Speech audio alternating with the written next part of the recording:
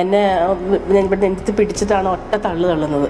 എന്നിട്ട് എന്നെ ആഞ്ഞടിക്കാനാണ് ചെയ്തത്. കാരണം ഞാൻ അവിടെ ഒന്നും ചെയ്യുന്നില്ല എന്നുള്ള ഒറ്റ തെളിവാണ് CCTV ദൃശ്യത്തിലുള്ളത്. ആർക്കും ഒരു മനസാക്ഷി എന്ന് പറയുന്നത് ഇല്ല. ഇത്രത്തോളം അധപതിച്ചു പോയി ഈ പോലീസുകാർ. 2024 ജൂൺ 20 എറണാകുളത്ത് പോലീസ് ഒരാളെ ഉപദ്രവിച്ചു.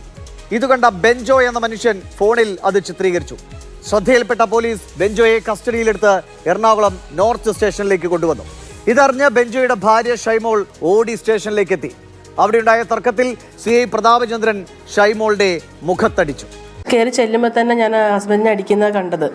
അപ്പോൾ ഞാൻ അവിടെ കിടന്ന് ബഹളം വെച്ചു എന്നൊക്കെ പറഞ്ഞിട്ടാണ്. ഞാൻ അവിടെ ഒന്നും ചെയ്യുന്നില്ല എന്നുള്ള ഒറ്റ തെളിവാണ് CCTV ദൃശ്യത്തിലുള്ളത്. എന്നെ ഇവിടെ നെഞ്ചത്ത് പിടിച്ചിട്ടാണ് ഒറ്റ തള്ളു തള്ളുന്നത്.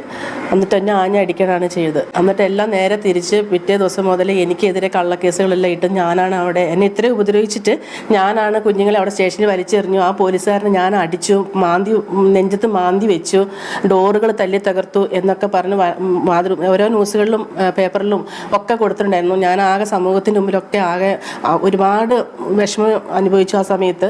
ഇപ്പോഴും അതെൻ്റെ മനസ്സിൽ നിന്ന് മാറുന്നില്ല. അത്രയും വേദനിച്ചു. 1 വർഷത്തെ പോരാട്ടമാണ് എൻ്റെ. 1 വർഷത്തിൽ കൂടുതലായി. ഇത്ര നാൾ ഞാൻ പോരാടിയാണ്, എൻ്റെ ഹസ്ബൻഡിനോട് പോരാടിയാണ് എനിക്കിപ്പോൾ ഈ ദൃശ്യം എൻ്റെ കയ്യിൽ കിട്ടിയത്. ഇത്രത്തോളം വേദന ഞാൻ ഈ നിമിഷം വരെ ഞാൻ അനുഭവിച്ചുകൊണ്ടിരിക്കുകയാണ്. ഒരിക്കലും അതെനിക്ക് മറക്കാൻ പറ്റത്തില്ല. ഞാൻ അന്ന് അനുഭവിച്ച അത്രയും വേദന. ഈ പബ്ലിക് പ്ലേസിൽ ആ പോലീസുകാർ 2 പേരെ മർദ്ദിക്കുന്നത് ഇപ്പുറ സൈഡിൽ നിന്നാണ് എൻ്റെ ഹസ്ബൻഡ് വീഡിയോ എടുത്തത്. അത് വീഡിയോ എടുത്തതിനാണ് പിടിച്ചുകൊണ്ട് പോണത്. അപ്പം ഞങ്ങളൊരു തെറ്റും ചെയ്തിട്ടില്ല. കരഞ്ഞ് കാലുപിടിച്ച് പറയണ്ടേ ഈ 2 കുഞ്ഞുങ്ങളായിട്ട് ഞാൻ പ്രഗ്നൻറ്റുമാണ്, 2 കൈക്കുഞ്ഞുങ്ങളാണ് സാറേ, കൊണ്ടുപോലെ എനിക്കിവിടെ വേറെ ആരും ഇല്ല എന്ന് പറഞ്ഞു. ഒരു ശകലം പോലും മനസാക്ഷി ഇല്ല അവിടെയുള്ളവർക്ക്. വനിതാ പോലീസുകാർ അടക്കം എന്നെ കാണാതില്ല. എൻ്റെ മുടിക്കുത്തിന് പിടിച്ച് പുറകിൽ എന്നെ വലിക്കുന്നു. ഒരു വനിതാ പോലീസുകാർ പേരെനിക്ക് അറിയത്തില്ല, എൻ്റെ മുഖത്ത് ആഞ്ഞടിക്കുന്നു. ഈ പ്രതാപചന്ദ്രൻ സാർ എന്നെ അടിച്ചതിന് ശേഷമാണ് ആ വനിതാ പോലീസ്. ആർക്കും ഒരു മനസാക്ഷി എന്ന് പറയുന്നത് ഇല്ല. ഇത്രത്തോളം അധപതിച്ചു പോയി ഈ പോലീസുകാർ.